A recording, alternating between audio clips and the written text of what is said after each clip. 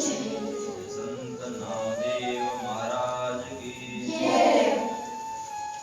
ज्ञानोबा रायांच्या जीवनावरून आता नामदेव रायांच्या जीवनाकडे आपण प्रवास करू. आपण खेचराचा प्रसंग बघितला.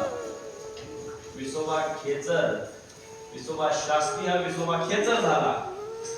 कारण नुसते मांडे खेचराप्रमाणे खाल्ले, ज्ञानोबा रायांचा आशीर्वाद तरी लाभावा म्हणून हा पुष्टी खाल्लेले मांडे खेचराप्रमाणेच पावला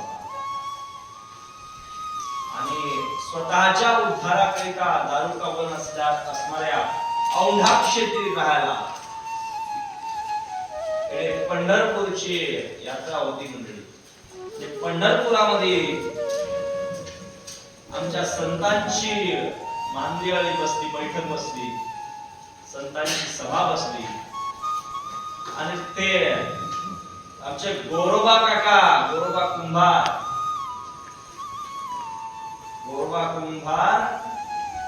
हे पर्यवेक्षक म्हणून उभे राहिले, म्हणजे परीक्षा घेणारे. उखळा माठ कच्चा राहिला बघायसाठी. तिथं सर्व संत मंडळी आलेली होती. ज्ञानराज माऊली होती, होती, सर्व संत मंडळी होती आणि परीक्षा घ्यायची म्हणून काय केलं, कोण कच्चा राहिलाय कोण पक्का राहिलाय हे बघायचं होतं. नामदेवांचा थोडासा अहंकार होत होता की देव माझ्याशी बोलतोय, देव माझ्याशी बोलतोय, हा अहंकार दूर करायचा होता म्हणून परीक्षार्थी घ्यायला बसवलं होतं.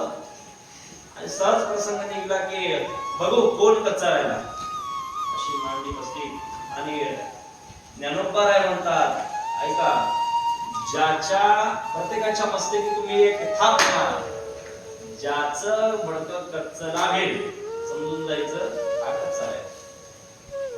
बरोबर. मग ते विसोबा आपले गोरोबा काका जे आहेत, गोरोबा काका प्रत्येकाच्या मस्तकामध्ये थाप मारायचे.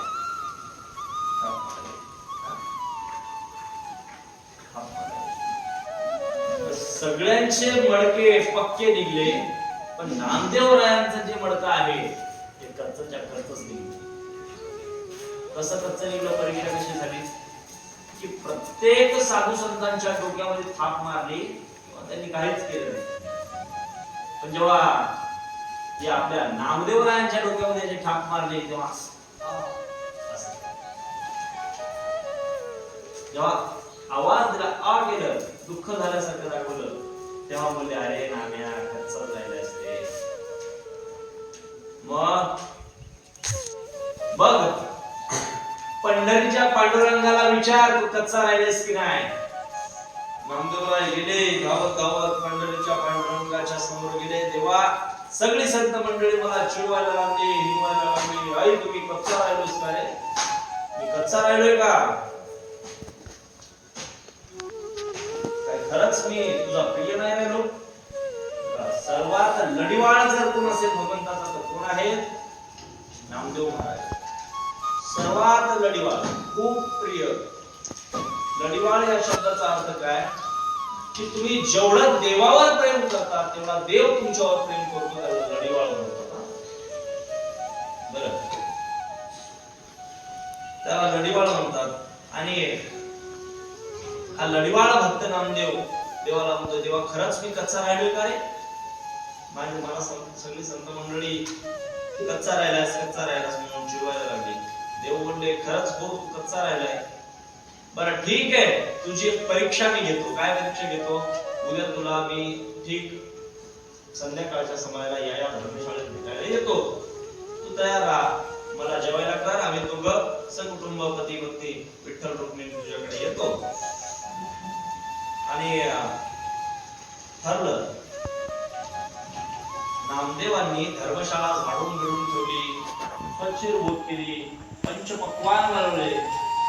माझा देव येणार, माझा देव येणार, माझा देव येणार या प्रतीक्षेत नामदेव महाराज बसले. माझा देव येणार या प्रतीक्षेत नामदेव महाराज बसले. आणि 4 वाजले, 4च्या समयी नामदेव महाराज येणार होते. 4 वाजले, भगवंत येणार होते. 4 वाजले, ते वाट बघताय, तिथं एक जोडपं आलं बर का. त्या गाडीतून नेमकंच ते जोडपं उतरलं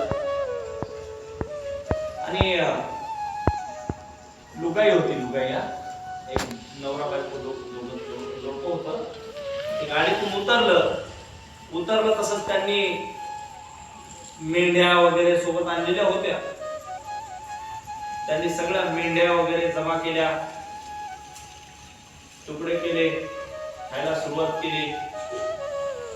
नामदेवरायांना राग यायला लागला त्यांचा की मी एवढं सोशलबोध केलं, मी एवढं सुंदर सुंदर पकवान बनवले आणि हे कोण दोघं आले की या धर्मशाळेला अपवित्र करायले, भंग करायले. नामदेव महाराज ते रगीर होते समोरचे. नामदेव महाराजांची हिंमत होईल, ते विचारे राहिले संत शांत, त्यांना बोलावतंय कसं. तरीही नामदेवरायांनी हिंमत केली, ते करू नका. काय रे, का करू नको असं बोलले. नामदेव बोलले कशाला बोलले ते मला. नामदेव महाराज बाजूला. आणि त्याच्यानंतर लगेचच यांच्या ज्या काही सोबत आणलेल्या मेंढ्या शेळ्या सगळ्या होत्या, या बुवाची काय भूक पूर्ण झाली नाही. त्याने बायकोला सांगितलं, त्यो जो कवळा पोरे आहे ना, त्यो पोरे आता घेऊन ये, माझी भूक काय गेली नाही, त्याला पण मला त्यो पोऱ्या म्हणलं की नामदेव महाराजांनी जे ऐकलं, नामदेव महाराजांनी जो पळ काढला, नामदेव महाराज थांबायलाच तयार नाही. नामदेव महाराज पुढं, ती बाई माणूस माग. नामदेव महाराज पुढं, बाई माणूस माग. नामदेव महाराज पळता पळता मंदिरात गेले.